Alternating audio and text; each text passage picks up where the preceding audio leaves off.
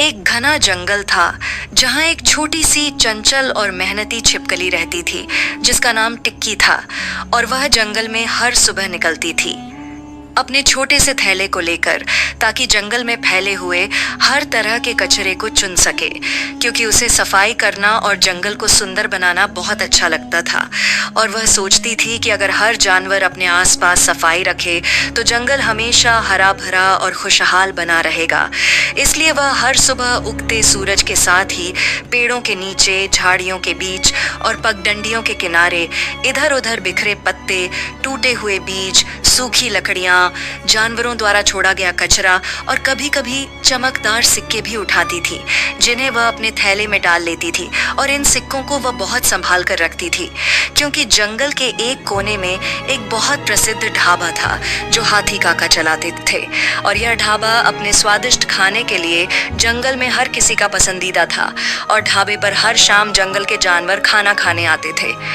लेकिन टिक्की कोई मुफ्तखोरी करने वाली छिपकली नहीं थी, बल्कि वह हर दिन मेहनत से कचरा चुनती और फिर उसी मेहनत से कमाए गए सिक्कों से खाना खरीदती थी। और जब भी ढाबे पर कोई उसे देखता तो हैरान रह जाता कि एक छोटी सी छिपकली भी इतना कचरा कैसे उठा सकती है। और टिक्की मुस्कुराते हुए कहती कि मेहनत का कोई आकार नहीं होता, न ही मेहनत छोटा या बड़ा होता है, बस इरादे बड़े होने चाहिए। और धीरे धीरे जंगल के जानवरों में यह चर्चा फैलने लगी कि टिक्की तो सफाई भी करती है और अपने पैसे से खाना भी खरीदती है, कभी किसी से उधार नहीं मांगती और कभी किसी से झगड़ती भी नहीं। और इस वजह से जंगल में उसकी इज्जत बढ़ती चली गई। और हर शाम जब सूरज ढलने लगता और ढाबे की लाइटें जलने लगती तो टिक्की अपने थैले से कुछ सिक्के निकालती और हाथी काका के पास जाती और अपने लिए पसंद का खाना खरीदती। और फिर एक कोने में बैठकर बड़े चाव से उसे खाती। और उसके खाने का तरीका भी सबसे अलग था, क्योंकि वह हर निवाले को धीरे धीरे स्वाद लेकर खाती थी, मानो वह हर कौर में अपनी मेहनत की मिठास महसूस कर रही हो।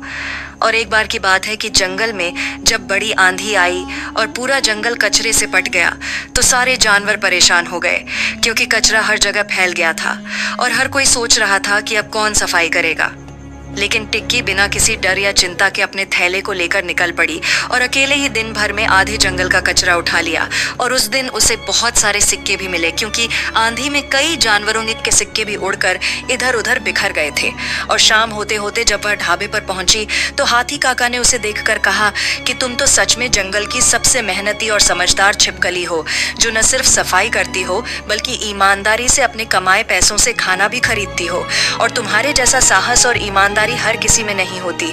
और हाथी काका की यह बात सुनकर जंगल के सभी जानवरों ने टिक्की के लिए तालियां बजाईं और उसे सलाम किया। और तभी एक खरगोश जिसका नाम चुन्नू था, उसने टिक्की से पूछा कि तुम ये सब क्यों करती हो, जबकि तुम भी आराम से ढाबे पर मुफ्त में खाना खा सकती हो या दूसरों से मांग सकती हो। तो टिक्की ने मुस्कुराकर कहा कि मेहनत से कमाया गया खाना ही सबसे स्वादिष्ट होता है। और जब हम अपने हाथों से जंगल को साफ रखते हैं तो वो सिर्फ जंगल नहीं बल्कि हमारा खुद का घर साफ रहता है। और यही सोच हमें सच्ची खुशी देती है। और टिक्की की ये बात जंगल के हर जानवर के दिल को छू गई। और उस दिन के बाद से धीरे धीरे जंगल के बाकी जानवर भी टिक्की से प्रेरणा लेकर कचरा चुनने और मेहनत करने लगे। और सबने मिलकर जंगल को फिर से साफ किया और शाम को ढाबे पर अपने मेहनत से कमाए सिक्कों से खाना खाने की परंपरा शुरू की। और ढाबा अब सिर्फ एक खाने की जगह नहीं बल्कि मेहनत, ईमानदारी और दोस्ती की मिसाल बन गया।